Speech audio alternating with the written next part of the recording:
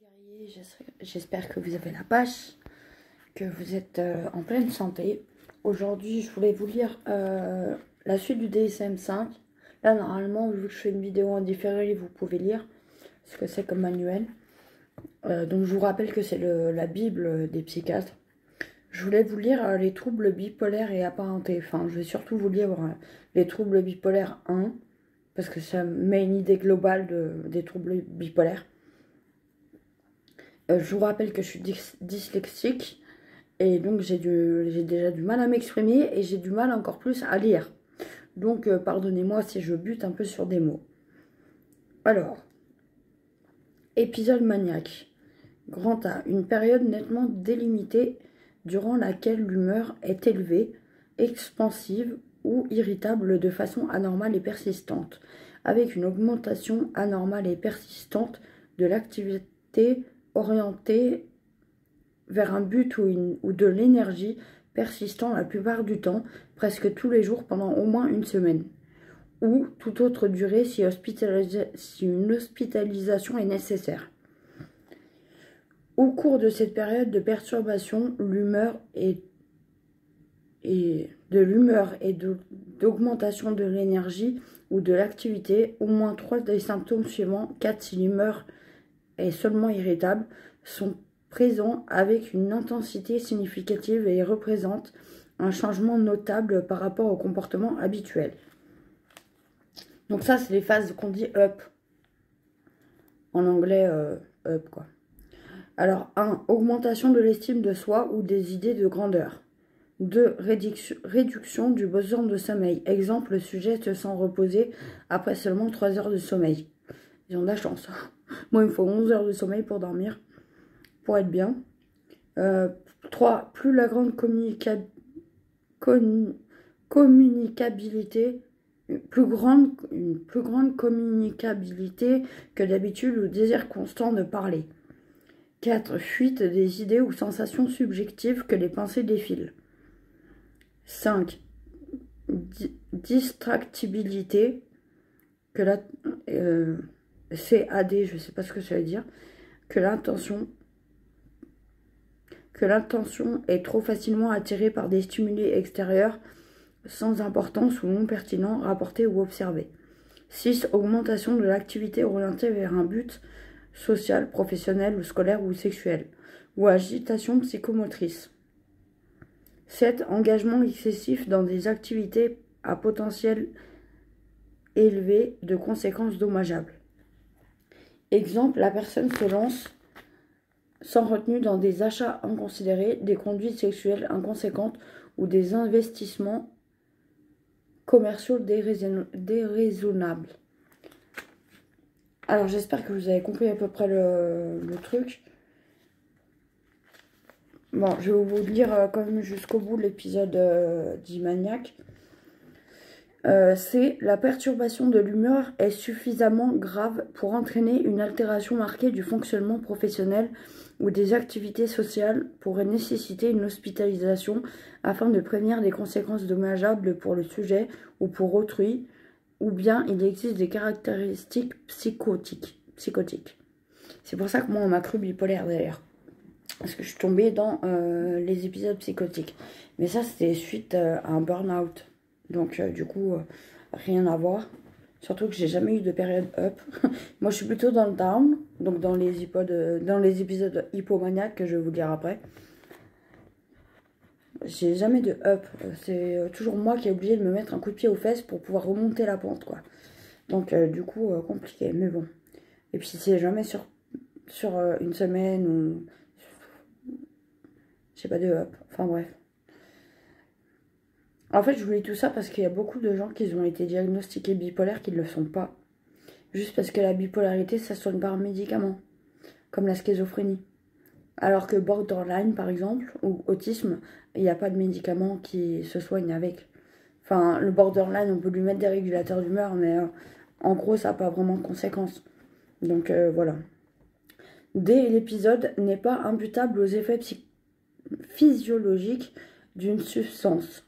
Exemple, substance donnant lieu à abus, médicaments ou autres traitements, ou à une autre affection médicale. NB, un épisode maniaque complet qui apparaît au cours d'un traitement antidépresseur. Exemple, médicament sismothérapie, mais qui persiste et remplit les critères complets d'un épisode au-delà du simple effet physiologique de ce traitement, doit être considéré comme un épisode maniaque et conduire par conséquent à un diagnostic de trouble bipolaire 1. Épisode hypomaniaque, une période nettement délimitée durant laquelle l'humeur est élevée, expansible ou irritable de façon anormale et persistante, avec augmentation anormale et persistante de l'activité ou au niveau d'énergie ou du niveau d'énergie persistant la plupart du temps, presque tous les jours, durant au moins 4 jours consécutifs. Ah, donc c'est pas l'épisode hypomaniaque, c'est l'épisode dépressif que je voulais vous parler après. B. Au cours de cette période de perturbation de l'humeur et d'augmentation de l'énergie ou d'activité, au moins 3 des symptômes suivants, 4 si l'humeur est seulement irritable, sont présents avec une intensité significative et représentant un changement notable par rapport au comportement habituel. Augmentation de l'estime de soi ou idée de grandeur. J'ai du mal avec cette phrase. J'ai du mal, et c'est pour ça que j'en veux énormément à ma psychiatre, c'est parce que moi, l'estime de moi, j'en ai jamais. Enfin, c'est un truc de fou. Autant je vous fais des vidéos sur les réseaux sociaux, mais c'est le seul truc qui me tient un petit peu dans ma vie. C'est le seul truc qui me tient minimum. Mais j'ai pas confiance en moi pour autant, quoi. Ni de l'estime de moi, ni de confiance en moi. Enfin, c'est ouf. Surtout depuis que j'ai grossi, quoi. Mais bon, bref. Réduction du besoin de sommeil. Donc, toujours... bon, c'est les mêmes... ouais, c'est les mêmes... voilà, c'est les mêmes diagnostics, là, les mêmes critères. Épisode dépressif caractérisé. Au moins 5 des symptômes suivants sont présents pendant une même période d'une durée de 2 semaines et représentent un changement par rapport au fonctionnement antérieur. Au moins un des 2 symptômes est soit une humeur dépressive, soit une perte d'intérêt ou de plaisir. Ne pas inclure des symptômes qui sont manifestement imputables à une autre affection médicale. Si seulement ma psychiatre aurait pu lire cette petite phrase. Humeur dépressive présente quasiment toute la journée, presque tous les jours signalée par la personne. Exemple, se sentir triste, vide ou sans espoir, ou observé par les autres. Éventuellement, irritabilité chez l'enfant et l'adolescent. 2. Diminution marquée de l'intérêt ou du plaisir pour toutes ou presque toutes les activités, quasiment toute la journée, presque tous les jours, signalé par la personne ou observé par les autres. Perte ou prise de poids significative en l'absence de régime. Exemple, modification du poids corporel excédant 5% en un mois. Bon, alors moi j'ai mis 8 mois à grossir, mais c'est à cause des médicaments. Plus de l'alcool, on va pas se mentir. Alcool plus médicaments, ça fait grossir un truc de ouf. Donc bref. Donc c'était pas en un mois, quoi. Perte ou prise de poids significative, je viens de le lire. Bref. Chez l'enfant, prendre en compte l'absence de prise de poids attendue. 4. Insomnie ou hypersomnie presque tous les jours. Agitation ou ralentissement psychomoteur presque tous les jours. Non limité à un sentiment subjectif de fébrilité ou de ralentissement intérieur. Fatigue ou perte d'énergie presque tous les jours. Sentiment de dévalorisation ou de culpabilité excessive ou inappropriée, qui peut être délirante. Ah, c'est pour ça que la psychiatre me parlait de culpabilité délirante. Ouais, bah ma culpabilité est délirante, mais depuis toujours, hein. Y a pas de période. Presque tous les jours, pas seulement se rapprocher ou se sentir coupable d'être malade. Se reprocher, pardon. Diminution de l'aptitude à penser ou à se concentrer ou indécision presque tous les jours. Signalée par le sujet ou observée par les autres. Pensée de mort récurrente, pas seulement une peur de mourir, idée suicidaire récurrente sans plan précis, tentative de suicide ou plan précis pour se suicider. B. Les symptômes induisent une détresse cliniquement significative ou une altération du fonctionnement social, professionnel ou dans d'autres domaines importants. L'épisode n'est pas imputable aux effets physiologiques d'une substance ou à une autre affection médicale.